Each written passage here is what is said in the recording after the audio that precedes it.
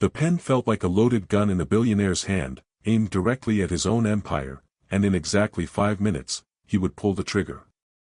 The bankruptcy papers spread across his mahogany desk weren't just documents, they were a death certificate for everything he'd built over 23 years, every sleepless night, every risk that paid off until the one that didn't, and now the clock on his wall read 7:55 a.m., each tick hammering nails into the coffin of Ravencroft Industries while 47 floors below, the city of New York moved through its morning completely unaware that one of its titans was about to fall. Hello beautiful family. If you're listening to this amazing story, please hit that subscribe button and turn on notifications bell because what happens in the next 4 minutes will shatter everything you think you know about second chances, and drop a comment telling us where you're watching from, because this story is about to take you somewhere you've never been. Now, let's dive into the story. Elliot's fingers trembled as he lifted the Mont Blanc his father gave him the day Ravencroft Industries went public. The same pen that signed contracts worth billions, the same pen that built skyscrapers and launched satellites, and now it would sign away everything in one stroke, while his reflection in the floor-to-ceiling window showed a man who looked 20 years older than his 52 years. Dark circles carved into his face like canyons, silver threading through hair that was jet black. Just 6 months ago. The marble floors gleamed under the early morning light streaming through those windows, cold and perfect and indifferent, the faint scent of his cologne Tom Ford Noir mixing with the leather of his chair, and somewhere in the building below him, 3,000 employees were arriving for work completely unaware their paychecks would bounce by Friday. His lawyer Dorian Fallow had been clear last night on the phone, voice smooth as silk over sharpened steel when he said the bankruptcy filing at 8 a.m. was the only way to salvage anything from the wreckage, that the federal investigation into accounting irregularities had frozen every asset, that Sebastian Veyron's hedge fund had called in debts Elliot didn't even know existed, and when Elliot asked how this happened, Dorian just said sometimes empires fall, and hung up. The clock clicked to 7:56 a.m. and Elliot's throat tightened because in 4 minutes his CFO Malcolm Drexler would arrive with the final signatures, in 4 minutes the board would be notified, in 4 minutes the press releases would go out and his name would be synonymous with failure instead of fortune. And he thought about his daughter Sophia, who stopped returning his calls 3 weeks ago, thought about his ex-wife Catherine, who would smile when she heard the news, thought about his brother Gideon, who always said. Elliot flew too close to the sun. He pressed his palm against the desk and felt the grain of the wood, real and solid, the same desk his father used, and he wondered if his father would understand or if disappointment would be the old man's final gift from beyond the grave. Because Elliot had promised on that grave he would protect the company, and now he was signing it away like a man drowning who finally stops fighting the current. The door opened without a knock and Elliot's head snapped up expecting Malcolm, but instead a cleaning lady pushed a yellow mop cart into his office, hair pulled back in a gray bun, wearing the building's standard Navy uniform, moving with the invisible quality of someone the world had trained to be unseen. Her name tag read Clara, and she looked maybe 60, lines around her eyes that spoke of hard years, and she glanced at Elliot with an expression that wasn't quite apology as she said, "I'm sorry Mr. Ravencroft, they told me your office was empty, I can come back." Her voice carried an accent, maybe Eastern European, soft but clear, and Elliot waved his hand in dismissal because what did it matter if she cleaned while he destroyed himself, what did anything matter when 7:57 a.m. blazed on the clock like an accusation. Clara Montague moved toward the windows with her cart, the wheels squeaking slightly on the marble, and Elliot turned back to the bankruptcy papers, reading through the clauses one more time even though he'd memorized every word, every surrender of assets, every admission of insolvency, the legal language cold and final. The signature line waited at the bottom, blank and hungry, and his hand moved toward it while behind him Clara sprayed cleaner on the windows, the chemical smell sharp in the air, and he thought about how strange it was that the last sound before his empire fell would be a squeegee against glass. Then Clara's squeegee stopped mid-stroke and the silence pulled Elliot's attention like a string yanked tight, and when he turned she was staring not at the window but at the papers on his desk, her face suddenly pale, eyes wide with something that looked like recognition or horror or both. She took a step closer, then another, moving with a purpose that seemed to surprise even her, and her finger pointed at one of the clauses buried in the middle of page 7, her voice shaking when she said, "That signature," and then stopped, swallowed, tried again. Mr. Ravencroft, that signature on the asset transfer clause, I know that handwriting. Elliot looked where she pointed and saw the counter-signature of his CFO Malcolm Drexler authorizing the transfer of Ravencroft Industries' remaining liquid assets to cover outstanding debts, standard procedure according to Dorian, necessary for the bankruptcy to proceed cleanly, and he said, "That's my CFO's signature, what about it?" The clock showed 7:58 a.m. and Clara's hand was trembling now, her breathing rapid, and she said something that made no sense, something about her late husband, something about recognizing the handwriting from letters he used to write, and Elliot felt irritation flash through him because he had 2 minutes before Malcolm arrived and this woman was talking about her dead husband's penmanship. But Clara pulled something from her uniform pocket, an old photograph creased and worn, and she held it next to the signature on the document, and Elliot's irritation crystallized into something colder when he saw what she was showing him. The handwriting matched, stroke for stroke, the particular way the capital D curved, the way the R looped back on itself, identical to the signature on his bankruptcy papers. Clara's voice cracked when she said, "My husband worked in accounting before he died. He did special projects for someone in your company, projects he said were dangerous, and 3 weeks before the car accident that killed him he showed me this signature and told me if anything happened to him I should remember it, that it was insurance, that someone was moving money illegally and he was the one doing it but he was being forced and..." The clock hit 7:59 a.m. and Elliot's mind raced because if Clara was right, if the signature was forged or copied or somehow fraudulent, then everything Dorian and Malcolm told him might be a lie, but that was insane because why would his own lawyer and CFO sabotage him? The door burst open and Malcolm Drexler walked in, expensive suit, confident smile, briefcase in hand, and he stopped when he saw Clara standing at Elliot's desk, stopped and something flickered across his face too fast to read before the smile returned, and he said, "Elliot, we need those signatures now, the filing window closes at 8 and if we miss it the penalties." But Elliot held up his hand, looked at the bankruptcy papers again, really looked this time, and saw other signatures throughout the document, other authorizations, other transfers, and his blood turned to ice when he realized the assets weren't being distributed to creditors but consolidated and moved to offshore accounts, moved to Sebastian Veyron's hedge fund, moved anywhere except where they should go. Clara backed toward the door, her face frightened now, and Malcolm's smile had vanished completely replaced by something hard and calculating, and the clock struck 8 a.m. while Elliot sat frozen in his chair understanding with terrible clarity that he wasn't signing bankruptcy papers at all, he was signing away his entire empire to the people who had stolen it from him, and the trap had been so perfect he'd almost walked into it blind.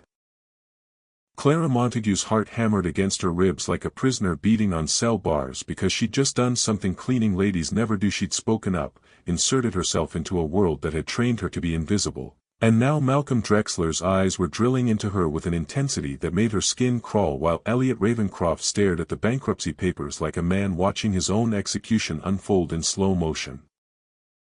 The photograph in her trembling hand suddenly felt like evidence at a crime scene, her late husband Victor's handwriting staring back at her from beyond the grave, and she remembered the night he came home 3 years ago with blood on his collar and terror in his eyes saying he'd gotten involved in something that would either make them rich or get him killed, and 6 weeks later his car went off a bridge in weather that wasn't bad enough to cause an accident.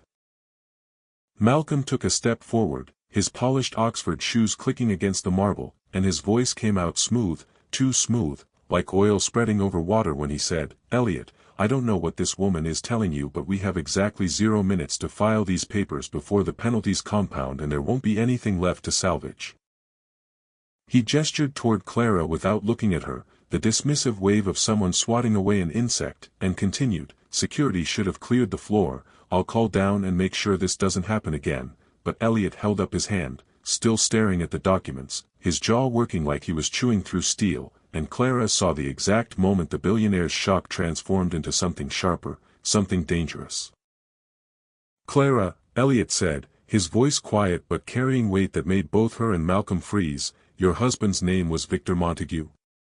She nodded, unable to speak, and Elliot's eyes narrowed as he flipped through the papers, finding page after page of signatures, authorizations, transfers, his finger stopping on one particular clause that transferred controlling interest of 3 offshore subsidiaries to something called Veyron Capital Holdings.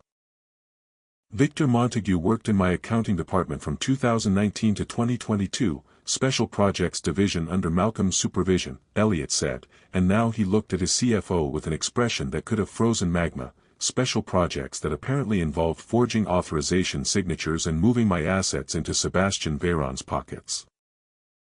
Malcolm's face remained perfectly composed, but Clara saw his left eye twitch, just once, a crack in the marble facade, and he said, Victor was a low-level accountant who died in a car accident, tragic but irrelevant, and if you're letting a cleaning lady's conspiracy theories derail a carefully structured bankruptcy that might actually save your employees' pensions, then maybe the board was right about your judgment. The words hit like slaps, but Elliot didn't flinch. Instead he stood slowly, all 6'2" of him unfolding from the leather chair, and Clara watched something shift in the power dynamic of the room, watched a man who'd been drowning suddenly remember he knew how to swim. "Show me the photograph," Elliot said to Clara, extending his hand, and she crossed the space between them on legs that felt like water, placed the creased picture in his palm, and stepped back while Malcolm's composure finally cracked completely, his hand moving toward his briefcase with just a little too much urgency. Elliot held Victor's photograph next to Malcolm's signature, and the silence stretched so tight Clara thought it might snap and cut them all, and then Elliot said something that made her knees weak. "This isn't Malcolm's signature at all, it's your husband's, which means either Victor learned to forge Malcolm's handwriting perfectly or—" He paused, looked at Malcolm whose face had gone pale, or Malcolm learned to forge Victor's, probably after Victor was already dead and couldn't testify about who actually authorized these transfers. The clock now read 8:02 a.m. and Malcolm laughed, actually laughed, the sound brittle and wrong in the thick tension of the office, and he said, "You're accusing me of forgery based on a dead man's handwriting?" "Elliot, listen to yourself, the stress has broken you, sign the papers and let's salvage what we can before the feds freeze everything permanently."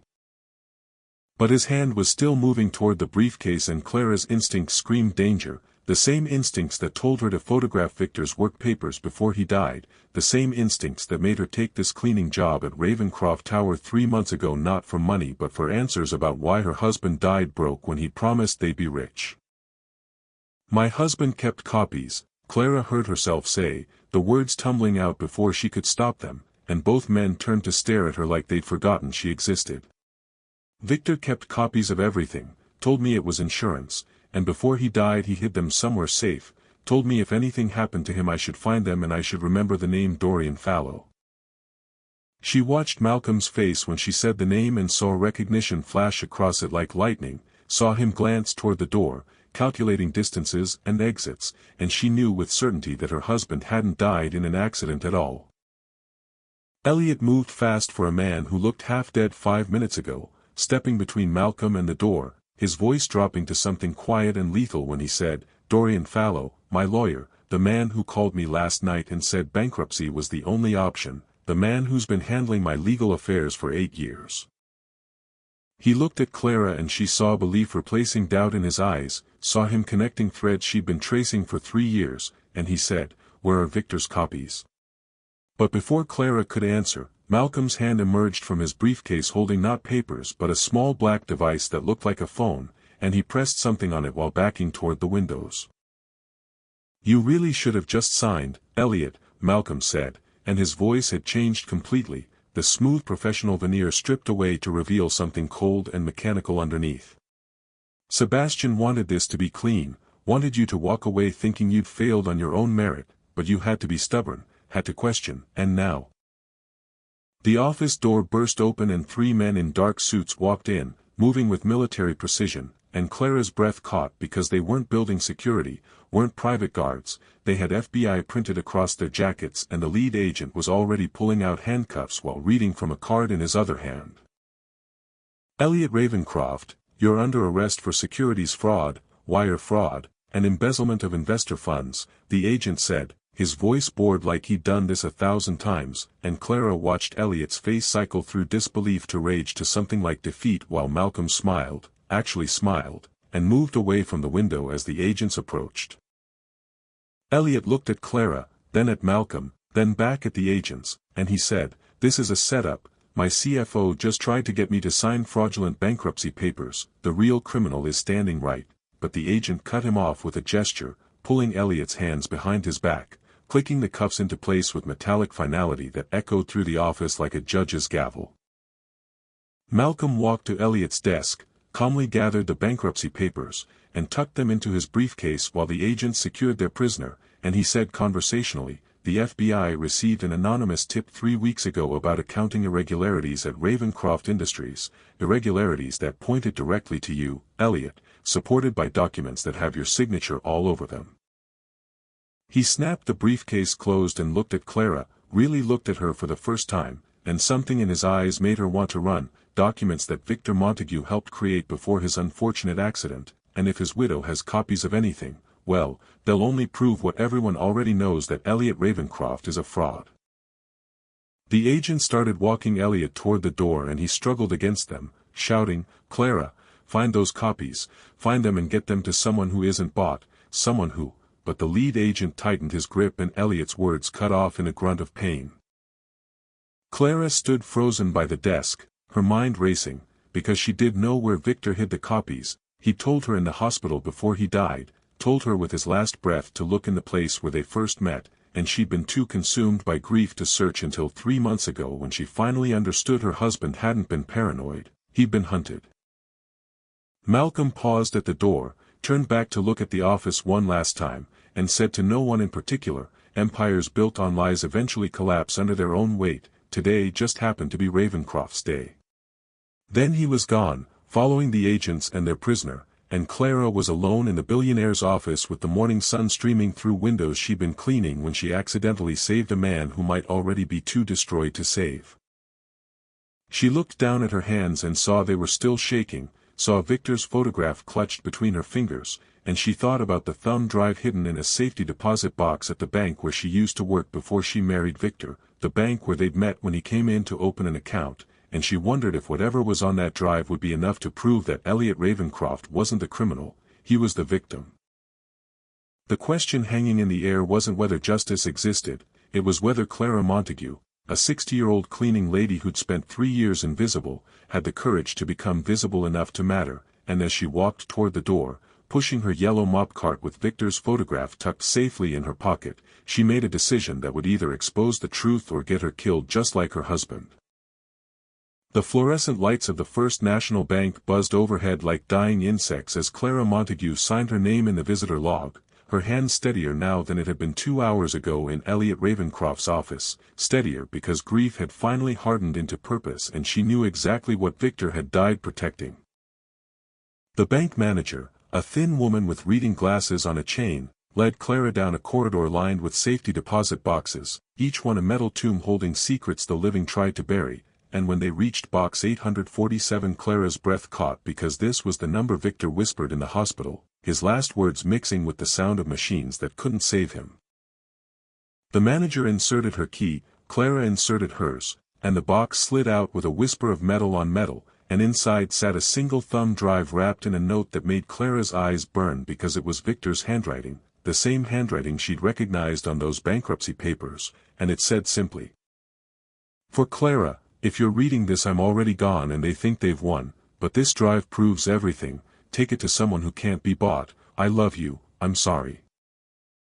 Clara's fingers closed around the thumb drive and she thought about all the ways love makes people stupid, makes them take jobs moving illegal money because someone threatens their family, makes them hide evidence instead of going to the police because they're terrified of men in expensive suits who make people disappear, and she wondered if Victor's fear had kept him alive longer or just delayed the inevitable. She slipped the drive into her pocket next to the photograph, thanked the bank manager, and walked out into midday Manhattan sun that felt too bright, too normal, while somewhere across the city Elliot Ravencroft was probably being processed at a federal detention center, fingerprinted and photographed like a common criminal, and Clara knew she had maybe hours before Malcolm Drexler or Dorian Fallow or whoever was pulling their strings realized she was more than just a cleaning lady who got lucky. The coffee shop 3 blocks from Ravencroft Tower was the kind of place where Wall Street burnouts mixed with NYU students, anonymous enough for Clara to sit in a corner booth with a laptop she'd bought with cash from a pawn shop, no credit card trail, no digital footprint, just an old woman nursing black coffee while she plugged in a dead man's confession. The thumb drive contained folders, hundreds of them, organized by date and transaction code, and Clara clicked on the first one labeled Veyron Capital. Phase 1 inch and felt her stomach drop because what loaded on screen wasn't just evidence of fraud, it was a blueprint for corporate assassination, spreadsheets showing how Sebastian Veyron's hedge fund had been systematically shorting Ravencroft Industries stock while simultaneously bribing Malcolm Drexler to sabotage the company from inside, creating losses that made the stock plummet, making Veyron millions while Elliot's empire bled out. But it was the second folder that made Clara's hands shake, the one labeled Fallow Legal, Asset Seizure Protocol, because inside were email chains between Dorian Fallow and Malcolm Drexler discussing how to manufacture evidence of securities fraud, how to forge Elliot's signature on documents transferring assets to shell companies, how to time the FBI investigation to coincide with the bankruptcy filing so Elliot would be too destroyed to fight back. One email from Dorian made Clara want to vomit, dated 3 years ago, the day after Victor died, and it said, Montague problem resolved, vehicle tampering ruled accidental, widow poses no threat, she's nobody. They'd called her husband a problem, called her nobody, and now that nobody was reading their entire conspiracy laid out in clinical detail, every betrayal documented, every crime timestamped and signed. The third folder stopped Clara's heart completely because it was labeled Ravencroft Family, Leverage Points, and inside were files on Elliot's daughter Sophia, his ex-wife Catherine, his brother Gideon, pages of private investigation reports detailing affairs and addictions and financial pressures, and Clara understood with sick clarity that this wasn't just about money, it was about destroying Elliot so completely that even if he survived prison he'd have nothing left to rebuild. But the file on Gideon made her read twice because it showed wire transfers from Sebastian Veyron's accounts directly to Gideon Ravencroft, payments labeled, consulting fees, that totaled $3 million over 18 months, and there were photos of Gideon meeting with Dorian Fallow at restaurants where men who didn't want to be seen went to make deals that couldn't survive daylight. Clara pulled out her phone, a burner she'd bought that morning, and dialed the number for the federal detention center where they'd taken Elliot, her voice shaking when she told the operator she needed to speak with Elliot Ravencroft immediately, that she had evidence proving his innocence, and the operator's laugh was bitter when she said, "Ma'am, every prisoner's girlfriend says that, visitation requests go through the website. Processing takes 3 to 5 business days."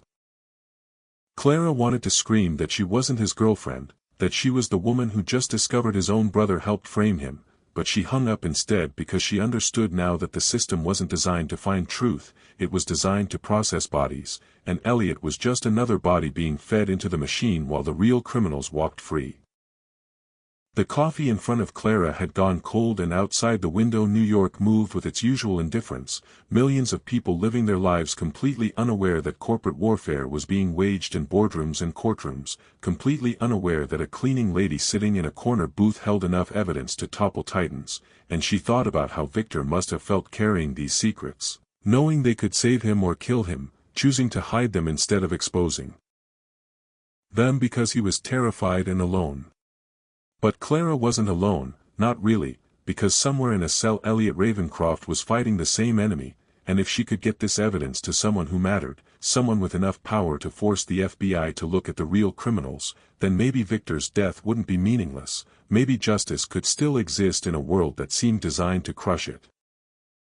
Clara was closing the laptop when her phone buzzed, the burner phone that exactly 3 people had the number for, and when she looked at the screen her blood turned to ice because it was a text from an unknown number that said, "We know you have Victor's drive, we know you're at the coffee shop on 47th and 8th, leave now and maybe you live through the day, stay and find out what happened to your husband." She looked up slowly, scanning the coffee shop, and saw a man in a dark suit sitting near the door, watching her with eyes that held no warmth, no humanity, just the cold calculation of someone paid to solve problems permanently.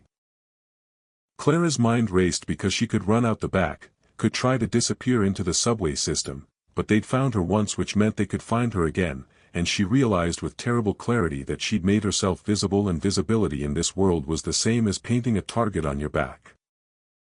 The man at the door stood up, still watching her, and Clara made a decision that was either brilliant or suicidal, probably both, and she grabbed the laptop, shoved it in her bag, and walked directly toward him instead of away, closing the distance until she was close enough to smell his cologne, expensive and suffocating. She looked up at him and said in a voice loud enough for the entire coffee shop to hear, "You work for Sebastian Veyron and Dorian Fallow, you're here to threaten me because I have evidence proving Elliot Ravencroft was framed, and if anything happens to me this laptop and thumb drive go directly to the New York Times, the Wall Street Journal, and every news outlet that would love to break the story of how a hedge fund billionaire and a corporate lawyer conspired to destroy their client." The man's face remained expressionless, but Clara saw his jaw tighten, saw him calculate whether killing her in public was worth the risk, and she pressed her advantage. "My husband died because he was invisible and alone, but I'm neither of those things anymore, so tell your bosses that Clara Montague isn't going away quietly." She pushed past him and walked out into the street, her heart hammering so hard she thought it might explode, and she didn't look back because looking back was the same as showing fear, and fear was blood in the water for sharks like these. Her phone buzzed again, another text from the unknown number, and this one made her stop walking because it said, "Brave speech, widow, but you just signed your death warrant, and when we're done with you we'll erase every copy of that evidence like we erased Victor. Enjoy your last sunset." Clara looked at the message and felt something inside her shift, felt grief transform into rage, felt the weight of 3 years spent invisible and afraid crystallize into something hard and unbreakable, and she typed back 6 words that would either save her or destroy her: "Come try it, I'll be waiting." The question wasn't whether Clara Montague had the evidence to prove Elliot Ravencroft's innocence, the question was whether she'd survive long enough to use it, and as she walked toward the subway station with a laptop full of secrets and a phone full of death threats, she understood that the real battle wasn't about money or empires or even justice. It was about whether ordinary people could stand up to extraordinary power and live to tell about it, and Clara was about to find out which side of that equation she fell on. The television screens mounted in the Federal Detention Center's common area played the same footage on loop, news helicopters circling Ravencroft Tower like vultures while reporters with perfect hair described Elliot Ravencroft's arrest as the fall of a modern Icarus, their voices breathless with the kind of excitement that only comes from watching the powerful become powerless. Elliot sat in orange prison scrubs on a metal bench, wrists still raw from handcuffs, watching his empire burn on a dozen screens simultaneously while other inmates whispered and pointed, recognizing the billionaire who 48 hours ago had been untouchable and now was just another number in a system designed to break men.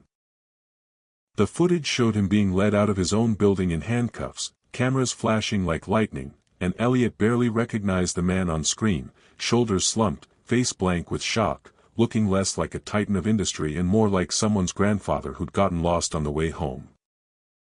His lawyer, not Dorian Fallow who'd mysteriously become unavailable but a court-appointed public defender named Rita Chen who looked fresh out of law school, sat across from him in the attorney conference room with a stack of documents that proved nothing except how thoroughly he'd been destroyed. "Mr. Ravencroft, the evidence against you is substantial," Rita said, her voice carrying the exhausted sympathy of someone who'd seen this movie too many times and knew how it ended. "They have your signature on transfer authorizations, emails from your account approving fraudulent transactions, testimony from Malcolm Drexler claiming you ordered him to cook the books." She pushed a photograph across the table and Elliot stared at his own signature, perfect and damning, on documents he'd never seen before in his life, and he understood that whoever framed him hadn't just been thorough, they'd been artists. "Malcolm Drexler is the criminal," Elliot said, his voice hoarse from screaming at FBI agents who wouldn't listen. "He forged those signatures, him and Dorian Fallow and Sebastian Veyron. They've been systematically destroying my company from the inside. There was a cleaning lady, Clara Montague, she saw the evidence, she has proof." Rita looked at him with eyes that held more pity than hope and said, "Mr.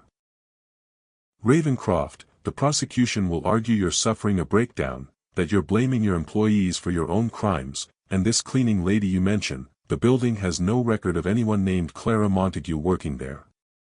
The words hit Elliot like physical blows because of course there was no record, of course they'd erased her the same way they'd erased Victor, and he realized he'd sent Clara into danger without protection, without even knowing if she'd survived the morning. The guard knocked on the conference room door, visiting hours were ending, and Rita gathered her papers with the defeated movements of someone already planning a plea bargain, but before she left she said something that made Elliot's blood freeze. "There's one more thing you should know, your brother Gideon held a press conference this afternoon. He's taking control of Ravencroft Industries as acting CEO. Claims the board voted unanimously to remove you." She pulled out her phone, showed Elliot the footage, and there was Gideon in a $1,000 suit standing in the same boardroom where their father had built the company, telling reporters that Elliot had always been reckless, that the family would restore integrity to the Ravencroft name, and the smile on Gideon's face was one Elliot recognized from childhood, the smile that appeared whenever his younger brother won something he didn't deserve. Back in his cell that night, Elliot lay on a mattress that felt like concrete and stared at the ceiling where someone had scratched, "Justice is a lie," into the paint, and he thought about how 24 hours could erase 24 years, how quickly the world forgot your accomplishments when it smelled blood. His cellmate, a man named Brian doing 5 years for wire fraud, rolled over on his bunk and said, "I know who you are, saw you on TV, they say you stole $300 million.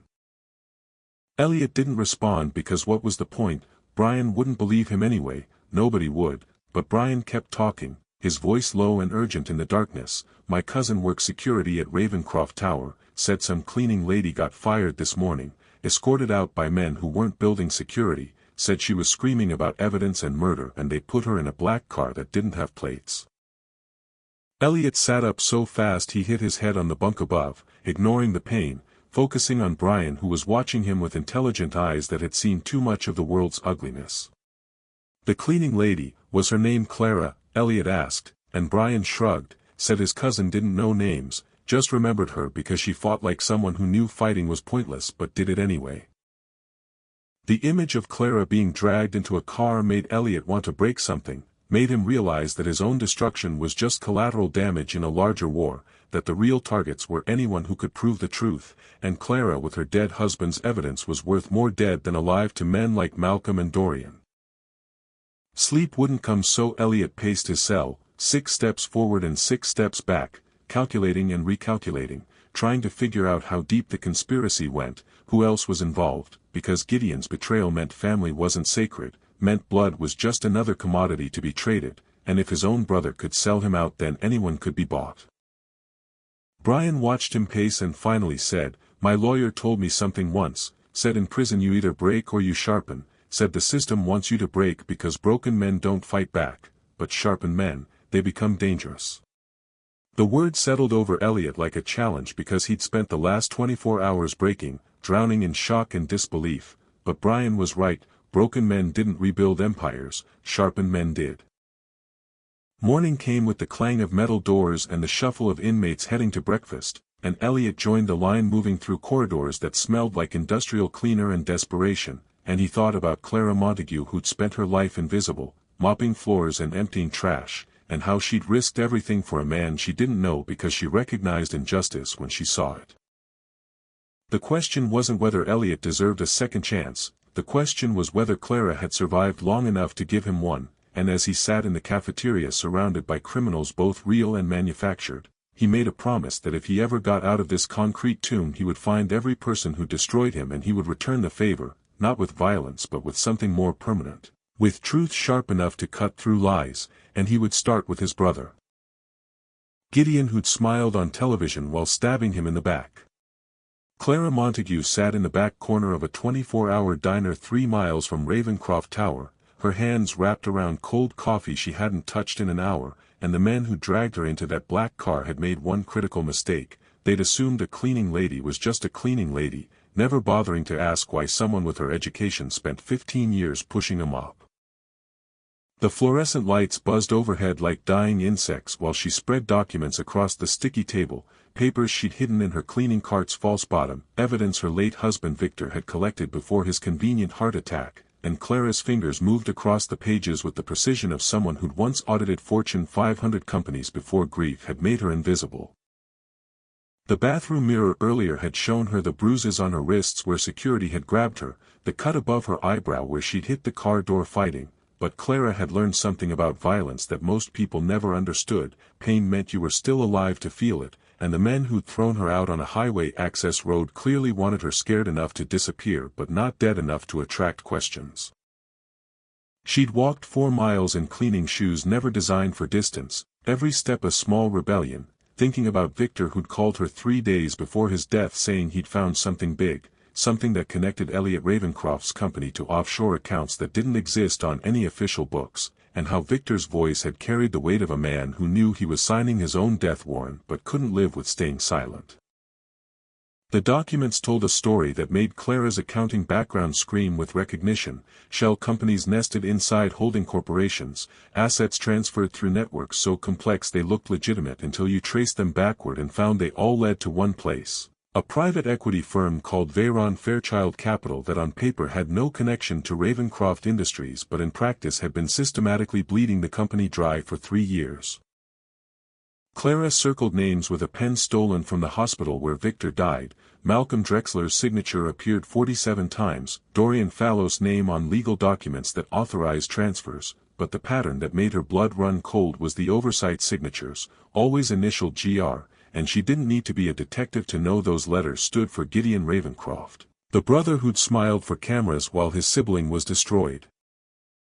Her phone buzzed with a text from an unknown number and Clara stared at the message that simply read, "Victor knew the truth and look what happened to him. Stay invisible if you want to stay breathing," and she wondered if whoever sent it understood that threats only worked on people who had something left to lose, and Clara Montague had buried her something 3 years ago in a cemetery that charged extra for flowers. She deleted the text and pulled out the photograph Victor had hidden inside his wallet, the one police had returned with his personal effects, a picture of Malcolm Drexler and a man Victor had labeled LF having drinks at what looked like a yacht club, and Clara's mind raced because Veyron Fairchild Capital, if you shortened Fairchild to initials, gave you the same LF, and what kind of dead man haunted living conspiracies.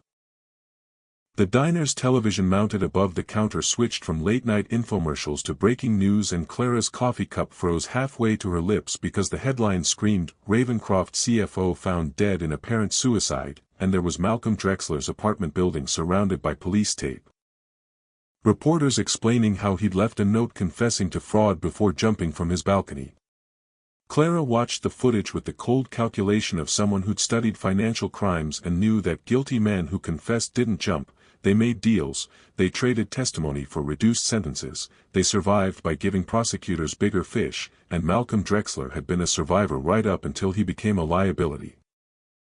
The news anchor's voice carried practiced sympathy while explaining that Drexler's suicide note allegedly cleared Elliot Ravencroft of all charges, that prosecutors were reviewing new evidence, but Clara saw what the reporters missed, in the background footage of Malcolm's apartment, a window that didn't match the balcony he supposedly jumped from, and she thought about how easy it was to stage a suicide when you had money and connections and no conscience. Her phone buzzed again, different number, message reading, "Malcolm talked before he died, said your husband had a safety deposit box at Metropolitan Trust, keys in your apartment behind the bathroom mirror, they're coming for it tonight," and Clara had exactly one decision to make: trust an anonymous warning or trust that the people who'd killed Victor and Malcolm would leave her alive long enough to matter. She left $40 on the table for a $5 coffee and walked into darkness that smelled like rain, her mind calculating distances and timing, because her apartment was 30 minutes away and if they were coming tonight she had maybe an hour, and the question wasn't whether the anonymous messenger was helping or hunting. The question was whether Clara Montague who'd spent 15 years invisible was ready to become the most dangerous kind of visible, the kind that carried evidence that could burn empires.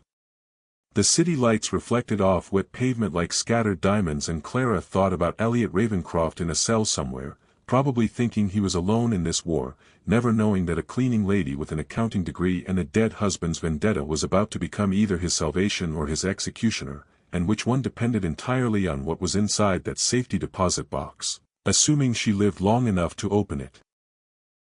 Clara's apartment door hung open like a broken jaw when she arrived, the lock drilled out professionally, and she stood in the hallway listening to the silence inside that felt heavier than sound, the kind of quiet that came after violence had finished its work and moved on. Her hands didn't shake when she stepped inside because fear was a luxury for people who hadn't already lost everything, and the apartment had been destroyed with the methodical efficiency of professionals who knew exactly what they were searching for: couch cushions sliced open, floorboards pried up, even the refrigerator pulled away from the wall, And Clara understood she was 20 minutes too late or 10 minutes too early depending on whether they'd found what they came for. The bathroom mirror was shattered, shards glittering in the sink like broken stars, and behind where it had hung was a hole in the drywall that should have contained a key but was empty except for dust and disappointment, which meant either the anonymous messenger had lied or whoever destroyed her apartment had beaten her to Victor's final secret.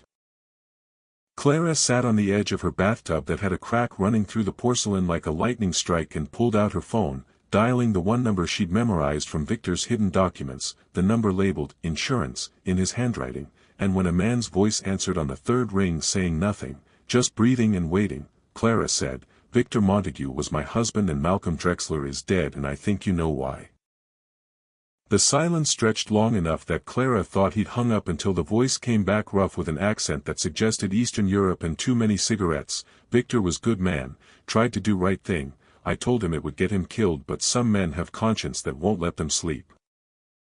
The stranger's words carried the weight of someone who'd given up on conscience years ago and didn't miss it, and Clara asked the only question that mattered, "Do you have the evidence or did they get to it first?" And the man laughed without humor, said, "I have copies of everything Victor collected, bank statements, transfer receipts, recorded phone calls between Gideon Ravencroft and someone Victor called the Ghost. But insurance only works if both parties survive long enough to collect."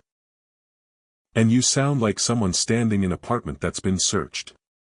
Clara looked at her destroyed home and said, "They took the key," and the man made a sound that might have been sympathy or contempt. "Key was decoy. Victor knew they'd look for safety deposit box so he created false trail. Real evidence is somewhere they'd never think to search because men like Drexler and Gideon, they think poor people are stupid, think cleaning lady and dead accountant couldn't outsmart them." Clara stood up fast enough to make her head spin and asked, "Where is it?" And the stranger said something that made her heart stop, "Hidden in the one place Victor knew you'd eventually go, your husband's grave, inside the urn they gave you at funeral, the one you never bury because you couldn't let him go." The urn sat on Clara's bedroom dresser untouched since the funeral, and she'd kept Victor's ashes close because scattering them felt like admitting he was really gone, like accepting that the man who'd made her coffee every morning and kissed her forehead before work had been reduced to dust and memory.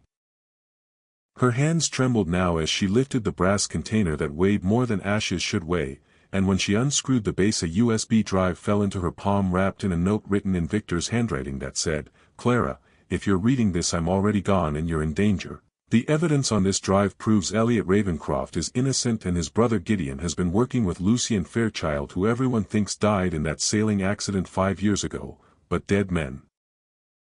Don't wire transfer millions. I'm sorry I brought this to our door but some truths are worth dying for. I love you and I'm sorry."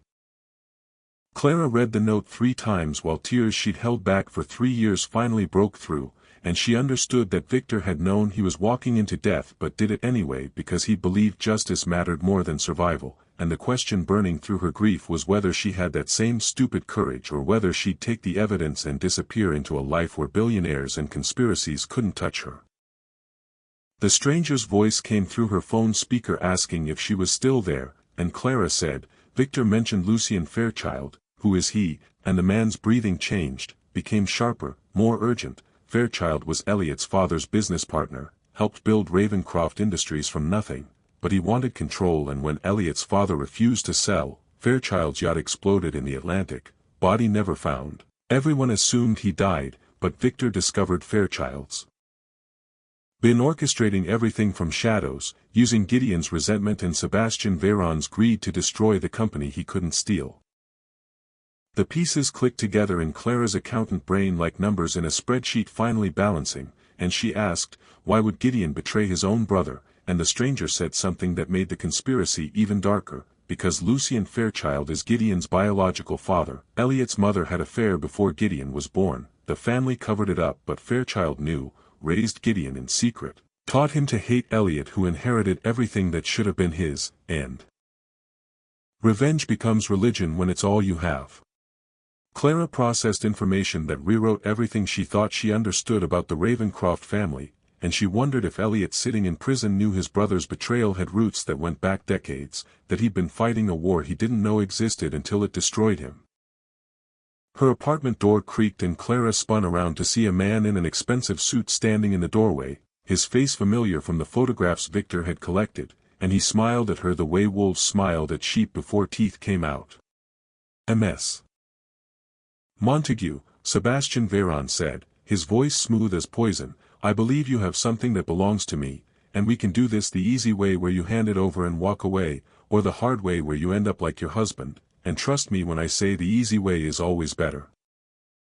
Clara's fingers closed around a USB drive behind her back while Sebastian Veyron stepped into her destroyed apartment with the confidence of a man who'd never been told no, and she said, "You killed my husband," not as a question but as a statement of fact that hung in the air between them like gunpowder waiting for a spark.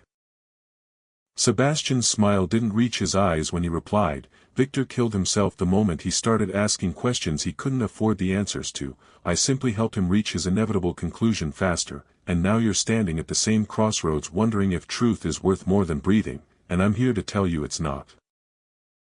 The phone in Clara's hand was still connected to the stranger whose breathing she could hear through the speaker, and Sebastian's eyes flicked to it with irritation that cracked his polished facade. "Hang up the phone, Ms. Montague. Whoever you're talking to can't help you now, they're either too far away or too smart to get involved, and you're alone with a decision that gets simpler the longer you think about it." Clara didn't hang up because the moment she did she became disposable, and she'd learned from 3 years of invisible work that powerful men only kept you alive as long as you had something they needed, and the USB drive pressing into her palm was the difference between breathing and becoming another mysterious suicide that made local news for 48 hours before the world forgot. "Victor's evidence proves Lucien Fairchild is alive," Clara said, watching Sebastian's face for the reaction that came like thunder after lightning, a flash of something dark and dangerous that confirmed she'd hit the nerve she was aiming for, and Sebastian took another step closer, close enough that Clara could smell his cologne that probably cost more than her monthly rent. "Fairchild is a ghost story," Sebastian said, but his voice carried the uncertainty of a man who'd been told that story enough times to wonder if it was true, and even if he wasn't, even if some old man was pulling strings from whatever hole he's hiding in, what makes you think anyone would believe a cleaning lady with a dead husband and a conspiracy theory? Clara's hand moved fast, pulling the USB drive from behind her back and holding it up like a weapon, because Victor didn't just collect financial records, he recorded conversations, video footage of meetings that never officially happened, and there's a file on here labeled, "Fairchild Confirmed," with a date from 2 weeks before Victor died. Which means whatever he found was important enough to get him killed and important enough to clear Elliot Ravencroft of every charge you and Gideon manufactured. Sebastian's jaw tightened and Clara saw the calculation behind his eyes, the mental mathematics of whether he could take the drive by force or whether Clara had already uploaded copies somewhere beyond his reach, and the beautiful thing about leverage was you didn't need to use it, you just needed someone to believe you would. The stranger's voice crackled through Clara's phone speaker, urgent and commanding, "Clara, walk toward the door, don't run, don't turn your back, just walk and keep talking, every second you stay there is a second closer to him deciding you're not worth keeping alive," and Clara took one step sideways while Sebastian tracked her movement like a predator watching prey calculate escape routes. "You think you can just walk out of here," Sebastian said, and his hand moved toward his jacket pocket in a motion that made Clara's survival instincts scream, but before he could pull whatever he was reaching for, the apartment filled with red and blue lights from police cars outside, sirens cutting through the night like salvation wrapped in bureaucracy. Sebastian froze and Clara watched confusion replace confidence on his face because neither of them had called the police, which meant someone else was playing a game neither of them understood, and the stranger's voice came through the phone saying, "I called them 5 minutes ago, gave anonymous tip about break-in in progress, they can't arrest him without evidence but they can make him leave, use the time wisely." Police footsteps pounded up the stairs and Sebastian looked at Clara with hatred so pure it was almost beautiful, and he said, "This isn't over, Fairchild doesn't forgive and he doesn't forget, and you just made yourself the most important target on his list, so enjoy your temporary victory because I promise you it won't last until morning." 2 officers appeared in the doorway with hands on holsters, asking if everything was all right, and Sebastian transformed instantly into a concerned friend who'd come to check on Ms. Montague after hearing about a break-in, his voice dripping with false worry that made Clara want to scream the truth but she knew without proof she was just a hysterical woman and he was a respected businessman who donated to police charities. The officers bought his performance because rich men always got the benefit of doubt while poor women got skepticism, and Sebastian left with a final look at Clara that promised unfinished business, and she stood shaking in her destroyed apartment wondering how long police protection lasted when you couldn't tell them what you were actually afraid of. The stranger's voice said, "Get out of that apartment now, go somewhere public, somewhere with cameras and witnesses. Fairchild's people will come back and next time there won't be convenient police intervention." And Clara asked the question that had been building since she'd found Victor's note, "Who are you and why are you helping me?" The silence stretched long enough that Clara thought he disconnected until he said something that changed everything. "My name is Dmitry Volkov and Victor saved my daughter's life once when she was sick and we had no money for treatment. He paid the hospital bills anonymously but I found out, and I told him if he ever needed anything I would help him. And when he called me 3 days before he died and asked me to watch over you if something happened, I made promise I intend to keep, even if it gets me killed too." Clara felt tears she didn't have time for burning behind her eyes because Victor had been preparing for his own death, had been building safety nets for her even while knowing the truth would cost him everything, and she said, "Dmitry, the evidence Victor collected, is it enough to prove Fairchild is alive and orchestrating everything?" Dimitri's answer came heavy with doubt. "It's enough to raise questions but not enough to convict. We need more, we need Fairchild himself or someone close enough to him to testify, and the only person who might qualify is the one man who knows him better than anyone, Gideon Ravencroft, but getting him to turn on his biological father would require leverage we don't have." Clara's mind raced through possibilities while police officers asked her questions about the break-in she couldn't honestly answer, and she thought about Elliot Ravencroft sitting in prison believing his brother had betrayed him for money when the truth was so much darker, betrayal rooted in blood and decades of secrets, and she wondered if learning that Gideon wasn't really his brother would destroy Elliot or free him. The officers finally left after taking a statement that Clara knew would go nowhere, and she packed a bag with clothes and Victor's USB drive and walked out of her apartment for what felt like the last time, and the city night swallowed her whole while somewhere in the darkness Lucien Fairchild watched pieces move on a chessboard only he could see, and Clara Montague had just become the piece he couldn't afford to leave in play. The Federal Detention Center's visiting room smelled like desperation and industrial cleaner when Clara walked in wearing a visitor's badge she'd obtained using a fake name and a story about being Elliot's cousin from Ohio, and the guard who checked her ID had barely looked at her face because cleaning ladies were invisible even when they weren't holding mops. Elliot sat across from her behind scratched plexiglass with a phone receiver in his hand, and his eyes widened with recognition followed immediately by fear because seeing Clara alive meant she was either his salvation or walking proof that everyone who tried to help him ended up destroyed, and he picked up the phone saying, "You shouldn't be here, they'll kill you just for talking to me." Clara pressed her palm against the glass like she could reach through it and said, "They already tried, I'm still breathing which means I'm either lucky or dangerous, and I came to tell you that your brother Gideon isn't your brother, he's Lucien Fairchild's son, and everything that's happened to you was orchestrated by a dead man who isn't actually dead." Elliot's face went through emotions too fast to catalog, confusion bleeding into comprehension bleeding into rage that made his knuckles white around the phone receiver, and Clara watched a man who'd spent days drowning in betrayal suddenly understand that the water was deeper than he'd imagined, that his entire life had been built on lies his parents had carried to their graves. "Fairchild died 5 years ago," Elliot said, but his voice lacked conviction because Clara could see him doing the mathematics that she'd already done, calculating how many impossible things had happened that would make perfect sense if orchestrated by someone who knew the company's vulnerabilities better than anyone alive. Clara pulled out her phone, showed him a photograph from Victor's files through the plexiglass, grainy surveillance footage of an old man with Lucien Fairchild's distinctive scar across his left eyebrow sitting at a cafe in Monaco dated 3 months ago, and Elliot stared at the image like he was seeing a ghost, which in a way he was, except ghosts didn't usually steal your life's work and frame you for fraud. "My father told me Fairchild was his best friend," Elliot said, and his voice carried the hollow sound of someone watching their childhood memories rewrite themselves in real time, "said they built the company together, said when Fairchild died it was like losing a brother, and now you're telling me my actual brother is Fairchild's son and they've been planning this for how long, since Gideon was born, since our father refused to give Fairchild control."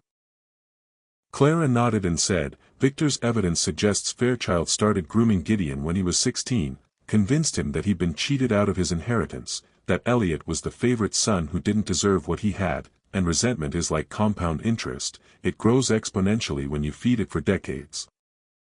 The guard announced 5 minutes remaining and Clara leaned closer to the glass, her breath fogging the surface when she said, "I need you to tell me everything you know about offshore accounts your father might have set up, anything that Fairchild would have known about, because the evidence Victor collected proves money's being funneled through shell companies, but I need to trace it back to Fairchild directly, need proof that connects him to every transaction." Elliot closed his eyes like he was searching through memories he'd rather forget and said, "My father had emergency accounts, called them insurance policies, said if anything ever happened to the company we'd have resources to rebuild. He gave me access codes when I turned 25 but I never used them, never needed to, and if Fairchild knew about them he could have been draining them for years while I was too arrogant to check." Clara's mind raced with possibilities because offshore accounts meant paper trails, meant deposits and withdrawals that could be traced even through layers of corporate camouflage, and she asked, "Do you remember the access codes or the banks?" And Elliot rattled off numbers and names that Clara memorized like prayer because this was what Victor had died for. This was the thread that could unravel the entire conspiracy if she pulled it hard enough. The guard called time and Clara stood up but Elliot pressed his hand against the glass, matching where hers had been, and said, "Clara, if you go after Fairchild with what you know, he'll kill you and everyone you care about, and I can't have another death on my conscience, especially not someone who tried to save me." Clara looked at this billionaire who'd lost everything and found something that looked like humanity in the wreckage, and she said, "Victor died because he believed some truths were worth dying for, and I spent 3 years being invisible because grief made me think safety was better than purpose, but I'm done hiding, I'm done letting powerful men decide who lives and who disappears. And if Fairchild wants to kill me he's going to have to work for it because I'm not Victor. I don't forgive. And I don't forget." She hung up the phone and walked away while Elliot watched through glass that might as well have been a mile thick, and she wondered if he understood that she wasn't just fighting for his freedom anymore, she was fighting for every person who'd been crushed by people who thought money made them untouchable. Dimitri was waiting in a car outside the detention center, engine running, and when Clara climbed in he handed her a laptop already open to bank records that made her accountant brain light up with recognition. "I traced the access codes Elliot gave you, found 3 accounts in Cayman Islands with combined balance of $470 million. And the withdrawal patterns match exactly with timeline of Ravencroft Industries decline, someone's been systematically bleeding those accounts for 5 years. Clara scrolled through transactions that told a story of theft so methodical it was almost beautiful, and she found the signature detail that prosecutors dream about, every withdrawal authorized by someone using the code name, Phoenix, and she didn't need to be a mythology expert to know that phoenixes rose from ashes, that Lucien Fairchild had named himself after his own resurrection. "We need to get this to the FBI, Clara said, but Dimitri shook his head, his face grim in the dashboard light. "FBI has been compromised, Fairchild has people inside. How do you think Elliot's evidence disappeared and Malcolm's suicide was accepted so quickly? We go through official channels and this information vanishes before it reaches anyone who can act on it."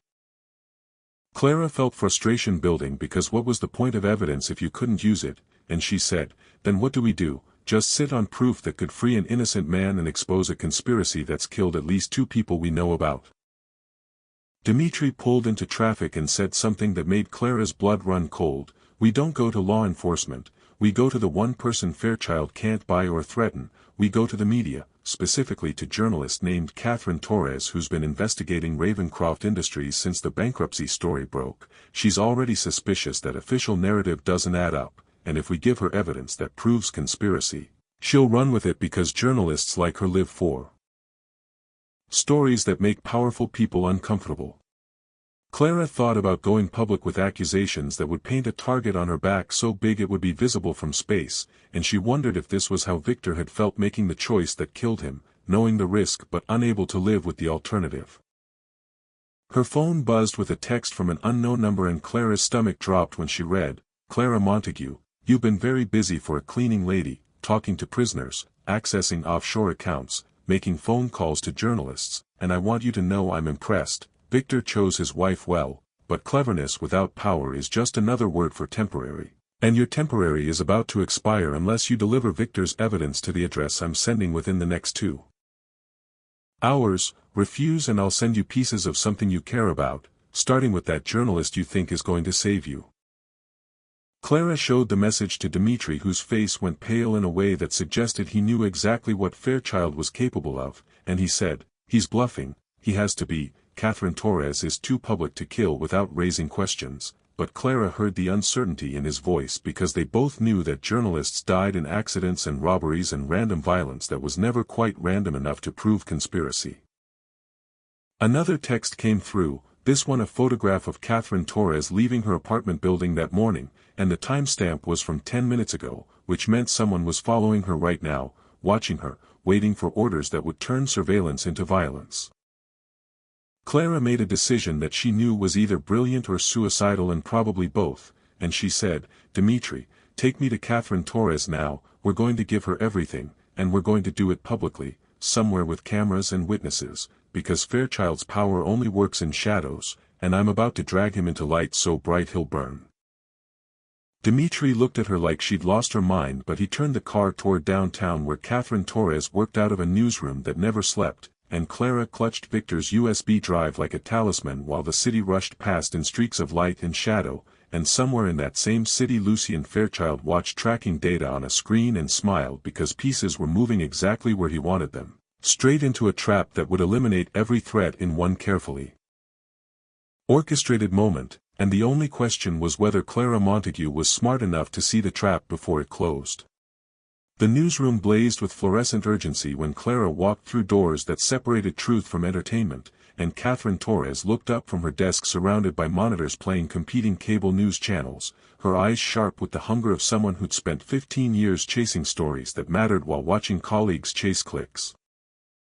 Clara didn't waste time with introductions. She placed Victor's USB drive on the desk between stacks of research about Ravencroft Industries and said, "Lucien Fairchild is alive and he's been orchestrating the biggest corporate conspiracy in a decade, and I have proof that will either make your career or get us both killed, possibly both." Catherine's hand moved toward the drive but didn't touch it, her journalist instincts recognizing that some evidence came with consequences that outlived headlines, and she said, "Who are you and why should I believe a woman who walks into my newsroom at midnight making claims about a dead man?" Clara sat down uninvited, her exhaustion finally catching up with adrenaline that had been fueling her for days, and she said, "My name is Clara Montague, my husband Victor worked for Ravencroft Industries and died 3 years ago in what was ruled a heart attack but was actually murder, and that drive contains bank records, recorded conversations, and video evidence proving Elliot Ravencroft is innocent and his brother Gideon has been working with Fairchild to destroy everything their father built." Catherine picked up the USB drive with the careful reverence of someone handling unstable explosives, and Clara watched her plug it into her computer, watched her eyes widen as folders opened revealing years of documented conspiracy, and the silence in that corner of the newsroom felt heavy enough to collapse under its own weight. "This is extraordinary," Catherine said, scrolling through files that rewrote everything she thought she knew about the Ravencroft story, "but if Fairchild is alive and as dangerous as this evidence suggests, publishing this makes me a target, makes you a target, makes everyone who touches this story someone who doesn't survive to see how it ends." Clara leaned forward, her voice steady despite hands that wanted to shake, and said, "Fairchild already knows I have this evidence. He's already threatened to kill you if I don't hand it over within the next 90 minutes, so we're both targets whether you publish or not. The only question is whether we die for nothing or whether we die making sure the truth survives us."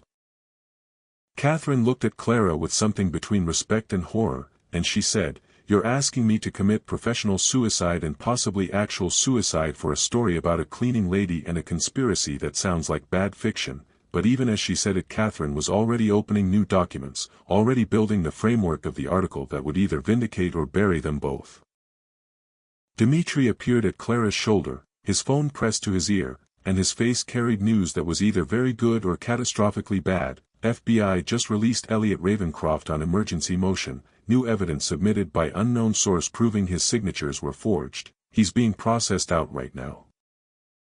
Clara's heart jumped because Elliot Free was Elliot dangerous to Fairchild's carefully constructed narrative, but before she could process the implications Catherine's computer screen went black, replaced by a video feed that showed a face Clara had only seen in photographs, Lucien Fairchild sitting in what looked like a yacht cabin with ocean visible through windows behind him. Ms. Montague, Fairchild's voice came through the speakers smooth and cultured like poisoned honey. You've been extraordinarily persistent for someone with no training in espionage or survival, and I want you to know I admire that even as I plan to end it.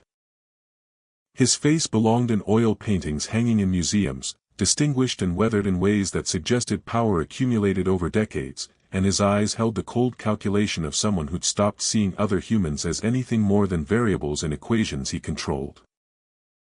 You're watching this because you ignored my deadline and went to a journalist, which was predictable, and you're probably feeling quite clever right now, thinking you've outmaneuvered me by going public, but I've been playing this game since before you were born and I'm several moves ahead.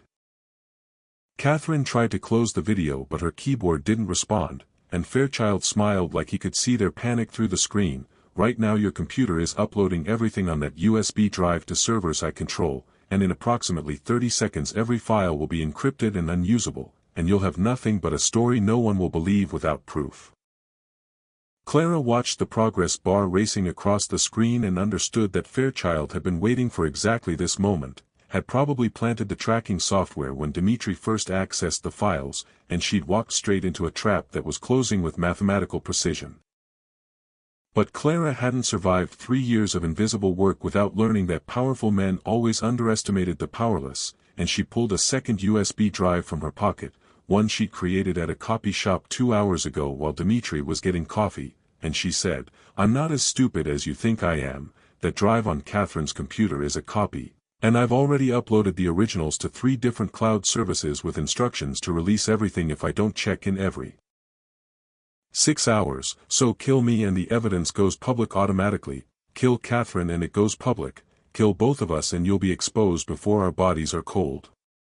Fairchild's smile didn't falter but something flickered in his eyes that might have been respect or might have been rage disguised as respect, and he said, "Bluffing is an art form, Ms. Montague, and you're either a master or a fool, but I'm not willing to bet my life's work on which, so let me make you a different offer." He leaned closer to his camera, his face filling Catherine's screen. "I'll give you Gideon Ravencroft, complete confession about his role in the conspiracy, testimony that will put him in prison for the rest of his life, and in exchange you'll destroy every copy of that evidence and forget you ever heard the name Lucien Fairchild." Clara felt Catherine and Dimitri staring at her, waiting for her response to an offer that was everything she should want: justice for Victor through Gideon's imprisonment, safety from a man who'd proven he could reach anyone anywhere, but accepting meant letting Fairchild disappear back into shadows where he'd continue destroying lives. And she thought about Victor who'd chosen truth over survival and wondered if she had that same stupid courage. "Why would you sacrifice Gideon?" Clara asked, and Fairchild's answer came wrapped in casual cruelty: "Because sons are replaceable but empires are eternal, and Gideon served his purpose. He destroyed Elliot and fractured the Ravencroft family, and now he's a liability who knows too much, so I'm offering you his head on a platter in exchange for my continued existence, which seems like a fair trade." The newsroom's ambient noise faded until Clara could hear her own heartbeat, and she said something that surprised even herself: "No deal. I want you, I want Gideon, I want Sebastian Veyron and Dorian Fallow and every person who helped you kill my husband and destroy innocent lives, and if you think I'll settle for partial justice because I'm scared, then you don't understand what grief does to a person. It burns away fear and leaves only purpose." Fairchild's face hardened into something ancient and merciless, and he said, "Then you've chosen extinction over survival, and I want you to know that what happens next is entirely your fault." The video feed cut out and Catherine's computer returned to normal, files intact and unencrypted, which meant Fairchild's threat had been theater designed to make them panic, and Clara understood she'd just called the bluff of a man who didn't lose often and wouldn't forgive being embarrassed. "We need to publish everything right now," Catherine said, her fingers already flying across her keyboard. "If Fairchild knows his intimidation failed, he'll escalate to violence, and our only protection is making this story too public to suppress." And Clara watched an article take shape that would either save them or sign their death warrants in permanent ink.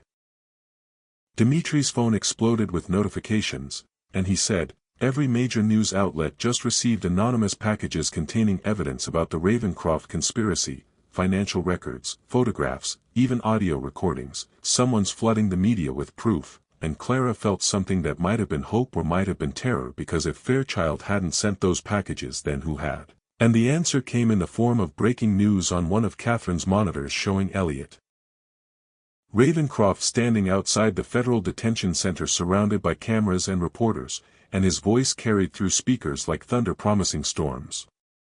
"My name is Elliot Ravencroft, and I was framed for crimes I didn't commit by people I trusted, including my brother Gideon, who I've just learned is actually the biological son of Lucian Fairchild, a man who supposedly died 5 years ago but has been orchestrating my destruction from hiding." Elliot held up documents that looked identical to the files on Victor's USB drive, and Clara realized he must have had his own copies, his own evidence collected through channels she didn't know about, and he was doing what she'd been trying to do, dragging the conspiracy into light so bright it couldn't hide. "I'm calling for immediate investigation into Gideon Ravencroft, Sebastian Veyron, and Dorian Fallow, and I'm offering a $10 million reward for information leading to the location of Lucian Fairchild, because I want the man who destroyed my life to face justice, and I want everyone watching to know that the truth always surfaces eventually, no matter how deep you try to bury it." Catherine's article went live across multiple platforms simultaneously, titled, "The Billionaire, the Cleaning Lady, and the Ghost Who Orchestrated It All," and Clara watched the view counter climb impossibly fast while social media exploded with reactions ranging from disbelief to outrage, and she understood that they'd just made it impossible for Fairchild to operate in shadows because everyone was looking for him now, millions of eyes searching for a ghost who'd gotten comfortable being invisible. Clara's phone buzzed with a message from an unknown number that simply read, "You win this round, but rounds are not wars, and I've been fighting wars since before you were born. Sleep well knowing I'm still out there, still watching, still waiting for the moment you make a mistake big enough to end you." If you enjoyed this story, make sure to subscribe to my channel and hit the notification bell. Drop a comment telling me the part of the story you enjoyed most. Thanks and remain blessed.